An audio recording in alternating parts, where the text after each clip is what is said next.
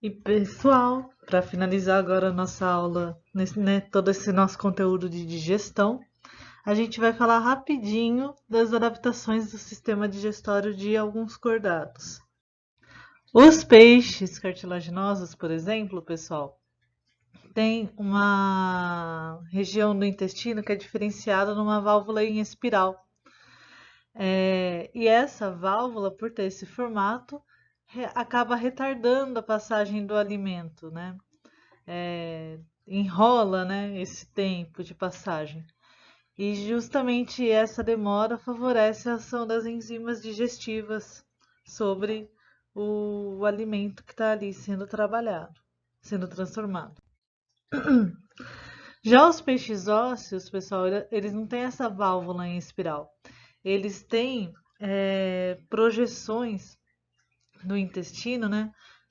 A gente vai dar o nome de sacos pilóricos, tá? Tem esse formato aqui de dedo de luva, tá?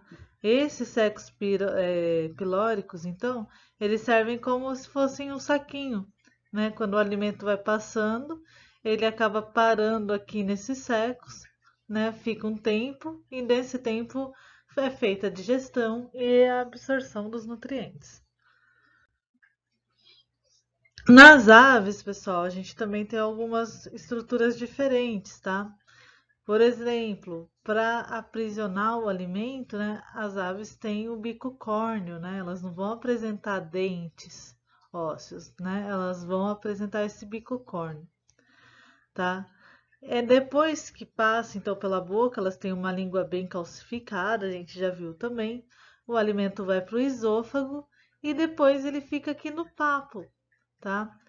O que que vai acontecer, né? Aqui no papo vai acontecer a trituração e o umedecimento do alimento, né?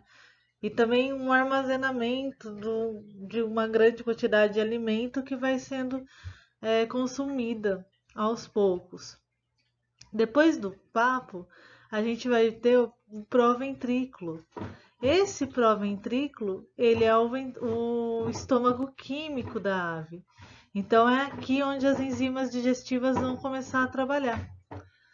Depois desse estômago químico, a gente vai pro estômago, desculpa, não intestino, pro estômago mecânico, que nas aves a gente vai chamar de moela, tá?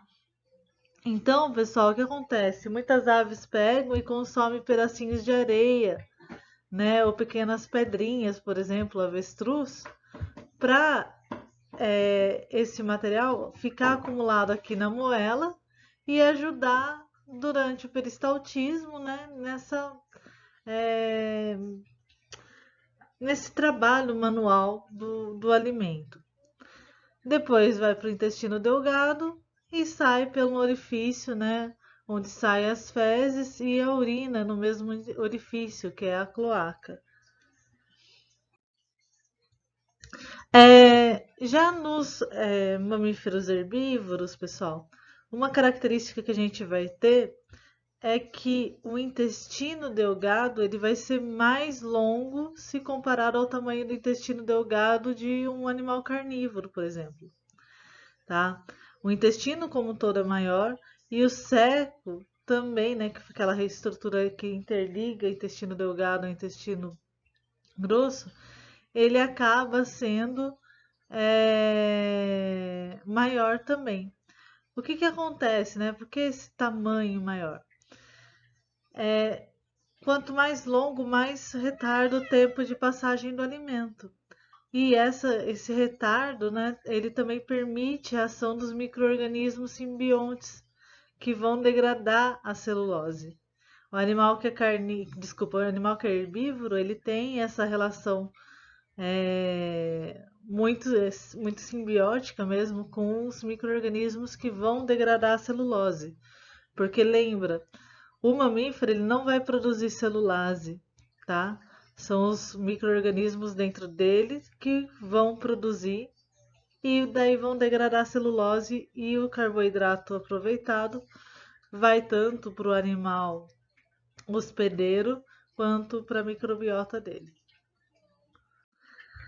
E por fim, pessoal, dentro dos herbívoros, né, a gente vai dar destaque aos ruminantes por causa de da característica bem específica do seu trato digestório, né, que é dividido em 4 regiões antes do intestino, 4 regiões digestivas antes do intestino.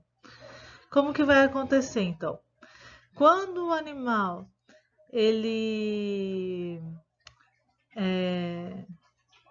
ele pega a grama, né? O primeiro contato que ele tem com a grama, ou com o feno que está ali disponível, ele vai abocanhar, né? Pegar com a boca e já vai engolir esse alimento. O que, que vai acontecer com esse alimento? Então ele vem para essa porção mais traseira aqui desse trato gastrointestinal, aqui em vermelhinho, tá? Que a gente chama de rumen. E aqui no rumen é onde acontece a degradação da celulose. Quem que vai fazer isso? A microbiota, tá, do boi. Os micro-organismos produzem celulase e eles fazem essa decomposição, essa degradação da celulose. Então, do rumen vai aqui, perdão, vai aqui para o retículo, tá? Aqui também acontece um pouquinho dessa digestão dos micro-organismos. Aí do retículo volta pelo esôfago e vai para a boca, tá? Então o que aconteceu, pessoal? Nas primeiras estruturas que o alimento foi direcionado, o rumen e o retículo, né? As duas estruturas com R, né? As duas primeiras estruturas com R. É bom para lembrar qual que é o caminho. Aconteceu a quebra da celulose. Essa quebra da celulose é interessante que ela aconteça, né? E o aproveitamento dessa celulose, porque tem bastante na parede vegetal, né? Nas fibras vegetais. E conforme a enzima celulase vai degradando essa celulose, fica mais fácil de quebrar essas células vegetais e de aproveitar o seu conteúdo. Então, depois que sai do retículo, vem para a boca. E aí o boi vai mastigar aquela pasta, né, que já foi pré-digerida no rumen do retículo. Essa mastigação é que a gente chama de ruminação. Depois que ele mastigou de novo, né, que na verdade que ele mastigou pela primeira vez, ele vai engolir de novo, tá? E aí o alimento vai para aqui, para essa região que tá a setinha azul, tá? Que é o omaso, e aqui vai acontecer uma digestão mecânica, né? Continua a digestão mecânica que estava lá na boca, tá? Então é o estômago mecânico. E abaixo dele, ele vai para uma porção abaixo do omaso, que a gente vai chamar de abomaso, que vai ser a porção química, onde vai ter as enzimas para degradar proteínas, tudo mais, tá? Depois que acontece a digestão química, então o alimento se direciona para o intestino, onde ele é absorvido, os nutrientes são absorvidos, e depois é excretado pelo ânus, tá?